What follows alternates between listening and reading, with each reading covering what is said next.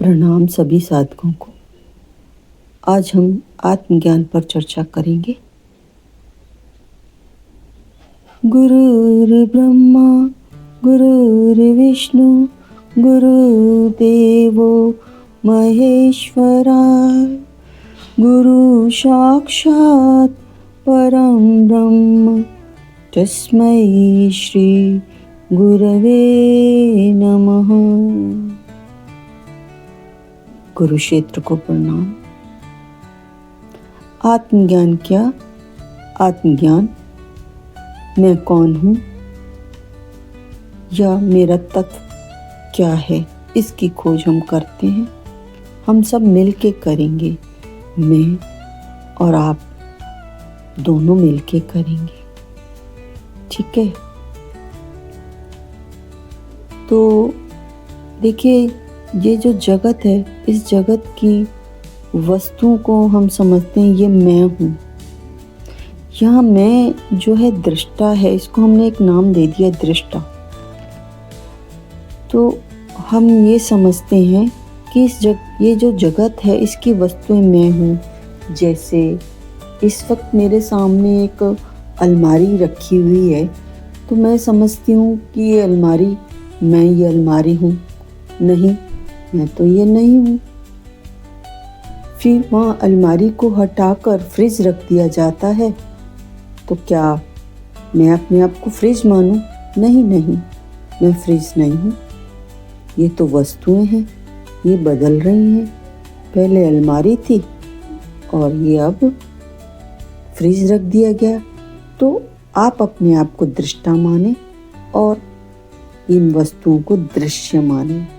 तो आप देखिएगा, दृश्य बदल रहे हैं और दृष्टा अपनी जगह है स्थिर।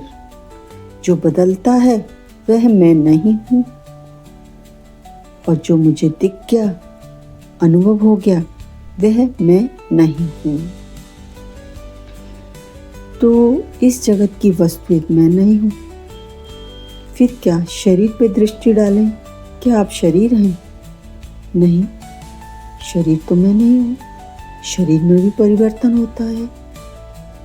पहले बचपन में कुछ और था, बड़े हो गए कुछ और हो गया। तो इसमें भी परिवर्तन है और ये भी अनुभव में आता है, तो मैं शरीर नहीं हूँ। तो शरीर में जो सांस चल रही है, तो क्या आप वह हैं?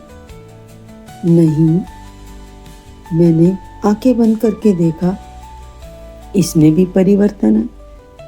कभी लंबी सांस चलती है, कभी मध्यम, कभी छोटी। तो मैं सांस नहीं हूँ, यानी कि मैं प्राण भी नहीं हूँ, है ना। फिर क्या? मन तो कितना चलायमान है। तो मन तो मैं हो ही नहीं सकती, मैं मन भी नहीं हूँ। ये शरीर में कुछ संवेदनाएं होती हैं, भूख की, प्यास की, दर्द की। तो क्या संवेदनाएं मैं हूँ? नहीं, ये तो शरीर में हो रही हैं। ये संवेदनाएं भी मैं नहीं हूँ। तो इस शरीर में कुछ भाव भी उठ रहे हैं, कभी सुख के, कभी दुख के, कभी प्रेम के, कभी कृतज्ञता के। तो क्या आप ये भावनाएं आप हैं? नहीं, भावनाओं को तो अनुभव हो जाता है। तो ये भावनाएं भी मैं कैसे हो सकती हूँ? मैं भावनाएं नहीं हूँ। ये भी बदल रही हैं और मेरे अनुभव में आ रही हैं। तो विचार जो आपको आते हैं, कभी अच्छे आते हैं, कभी बुरे आते हैं। बुद्धि जो आपकी चल रही है, चलती रहती है, कभी शांत होती ही नहीं, इसमें विचार चलते ही रहते हैं। तो क्या आप ये बुद्धि हैं, ये विचार हैं? नहीं, इनमें परिवर्तन है। ये भी मैं नहीं हूँ, क्योंकि ये तो हमने शुरू में ही मान लिया था, जहाँ परिवर्तन है, जहाँ बदलाव है, वह मैं नहीं हूँ। जो अनुभव में आ रहा है वह मैं नहीं हूँ। तो बुद्धि भी बदल रही है, विचार भी बदलते हैं। फिर क्या? स्मृति। स्मृति यानी चित्त, यानी जहाँ सभी अनुभव जो अभी तक हमको होते हैं वे हमारे चित्त में रखे होते हैं। तो जब ये स्मृति भी हमारे अनुभव में आ रही है, स्मृति यानी जैसे मेरा नाम समनैना है, मेरे घर का पता, मेरे माता पिता, मेरे संबंधी सब स्मृति में है ना। तो स्मृति भी अनुभव में आ जाती है, तो वह भी मैं नहीं हो सकती, है ना, वह भी बदलती रहती है। तो फिर उसके बाद क्या? अहंकार। अहंकार मतलब जैसे मैं कह दूं मैं तो बहुत महान हूँ, मेरे में बहुत प्रतिभा है, मैं बहुत प्रतिभाशाली हूँ, तो मैं अपने आप को बाकी सबसे अलग कर रही हूँ और अपने आप को मैं कह के खड़ी हो गई। तो ये अहंकार भी मैं नहीं हूँ, क्योंकि मैं मतलब दृष्टा, दृष्टा तो सभी के अंदर है ना। तो वह अहंकार भी मैं नहीं हूँ। फिर क्या रह गया? जरा ध्यान से थोड़ा सा सोचें, अब क्या रह गया? जगत की वस्तुएं नहीं हूँ, शरीर नहीं हूँ, सांस मैं नहीं हूँ, मन भी मैं नहीं हूँ, बुद्धि नहीं हूँ, स्मृति नहीं हूँ, अहंकार भी नहीं हूँ। फिर क्या रह जाता है? फिर जो रह जाता है वही आप हैं, वही मैं हूँ। हाँ, ये शून्य जो रह गया वही मैं हूँ। ये शून्य का अनुभव नहीं हो सकता, इसको केवल हुआ जा सकता है। मैं शून्य दृष्टा हो सकती हूँ। होनापन, हैपन जो है वही आप हैं, वही मैं यानी दृष्टा हूँ।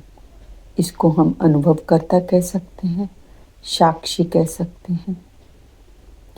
तो अब देखें, इस साक्षी में कोई बदलाव है? नहीं, ये तो स्थिर है, शाश्वत है। इसका कोई रूप है? नहीं, कोई रूप नहीं है। कोई रंग है?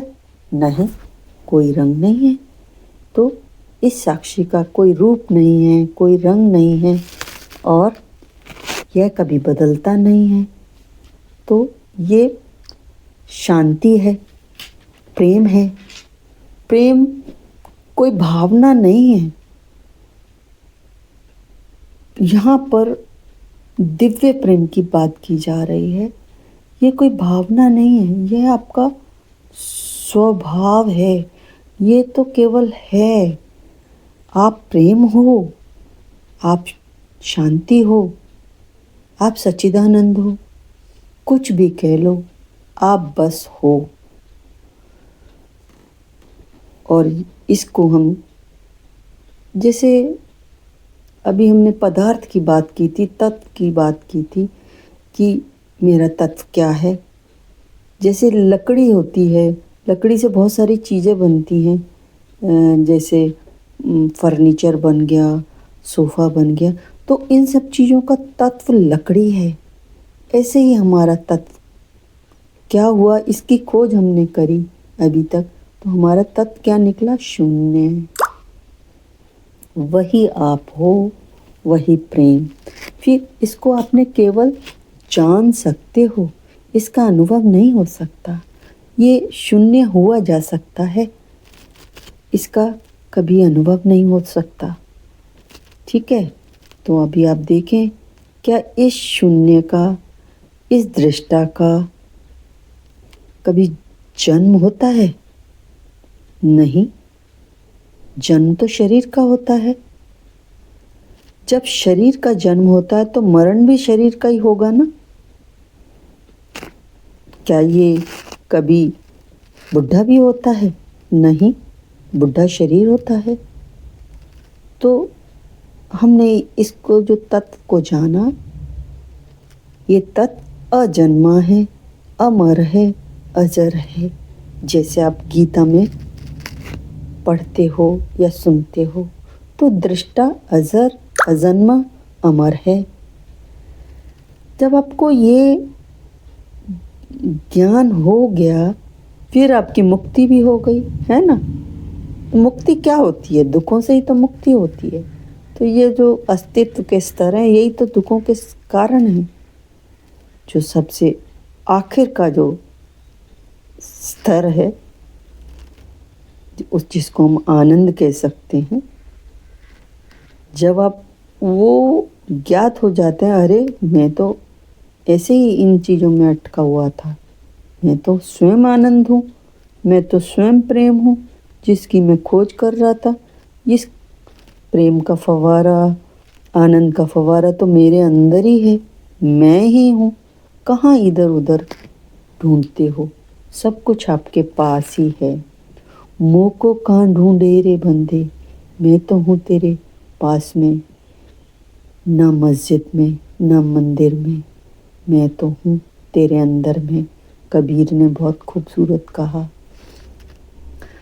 तो ये हमने अपनी खोज की कि मैं कौन हूँ, फिर जाना मैं जो है, हम इसको दृष्टा बोलते हैं, अनुभवकर्ता बोलते हैं।